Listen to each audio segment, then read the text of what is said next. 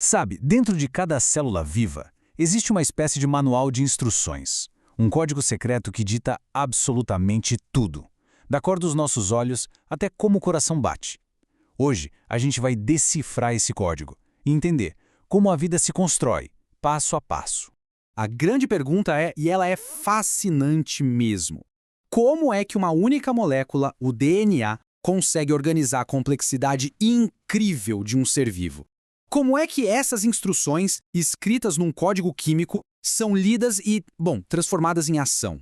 É essa jornada que a gente vai desvendar agora. Ok, para a gente começar, como pensar em como esse projeto mestre é organizado? Tenta imaginar uma biblioteca gigantesca e extremamente bem protegida que fica guardada no coração de cada uma das nossas células. Olhando numa escala maior, a gente encontra os cromossomos. Pensa neles como se fossem os grandes volumes dessa biblioteca, sabe? São estruturas super compactadas que servem para organizar e proteger as moléculas de DNA, que são longas e bem frágeis. E aí, se a gente abre um desses volumes, o que a gente encontra? O DNA. Essa é a molécula em si, a essência do manual de instruções. Cada página, cada letrinha ali, contém informações vitais para o funcionamento do organismo inteiro. E dentro desse manual, a gente encontra os genes. Pensa neles não como o livro todo, mas como receitas individuais. Cada gene tem a instrução exata para construir um dos componentes mais importantes da vida, uma proteína. Beleza, mas aí tem um ponto super importante. Esse manual de DNA, o projeto mestre, é tão valioso que ele não pode sair do cofre, que é o núcleo da célula. Então, como é que a fábrica, que fica lá no citoplasma, recebe as instruções? Simples, uma cópia precisa ser feita. Esse processo de fazer a cópia tem nome, transcrição. Funciona assim. Primeiro, a dupla hélice do DNA se abre bem no lugar da receita que precisa ser usada. Depois, uma molécula mensageira, o RNA, é montada ali, criando uma cópia fiel daquele gene. E, finalmente, essa cópia pode sair do núcleo, levando a mensagem crucial para o chão de fábrica da célula. Certo, a mensagem foi entregue. E agora?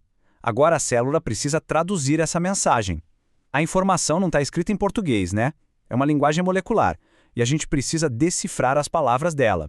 A palavra fundamental nesse código genético se chama códon. Cada códon é uma sequência de 3 letras químicas lá no RNA mensageiro. E cada uma dessas palavras de 3 letras diz exatamente qual bloco de construção, qual aminoácido deve ser usado para montar a proteína.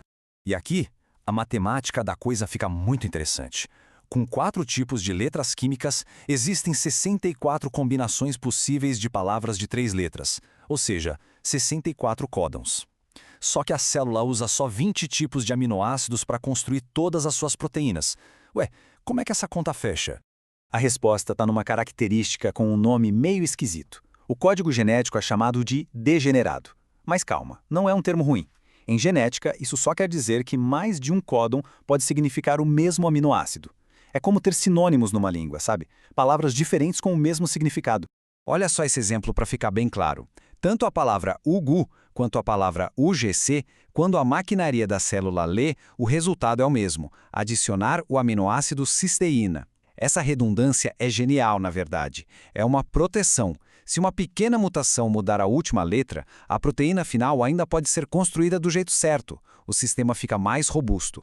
E agora vem a parte que é talvez a mais profunda de todas. O código genético é, com raríssimas exceções, universal. Isso quer dizer que a língua que uma bactéria usa para construir suas proteínas é a mesma que um ser humano usa.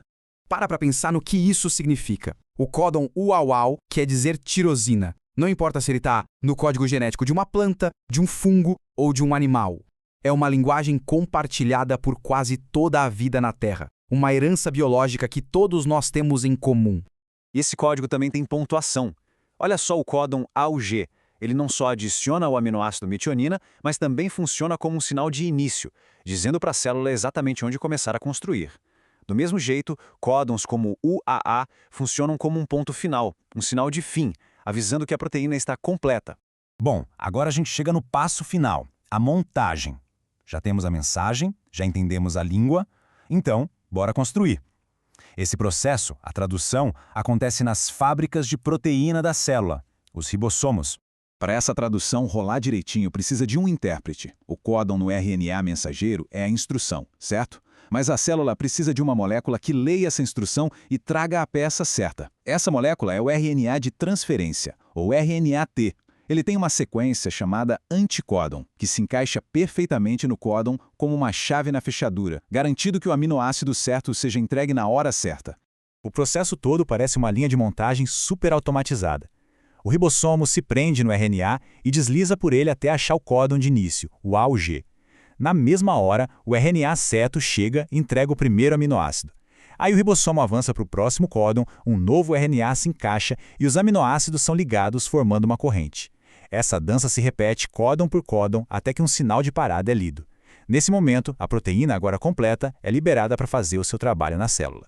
Quando a gente olha para esse processo completo, desde uma receita lá no núcleo até uma proteína funcionando, uau! É um sistema de informação de uma elegância e de uma eficiência que impressionam, né?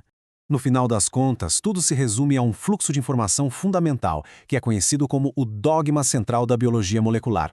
A informação permanente, segura, está no DNA. Ela é copiada para uma mensagem temporária e móvel, o RNA. E essa mensagem é traduzida no produto final que faz o trabalho, a proteína. É esse fluxo que sustenta toda a vida. E isso tudo deixa a gente com uma reflexão, assim, bem profunda. Se essa linguagem molecular, o código genético, é a mesma para quase todos os seres vivos, da menor bactéria até a maior baleia, o que isso nos diz sobre uma origem comum para toda a vida? Talvez a prova da nossa ancestralidade compartilhada esteja escrita, literalmente, na linguagem fundamental das nossas próprias células.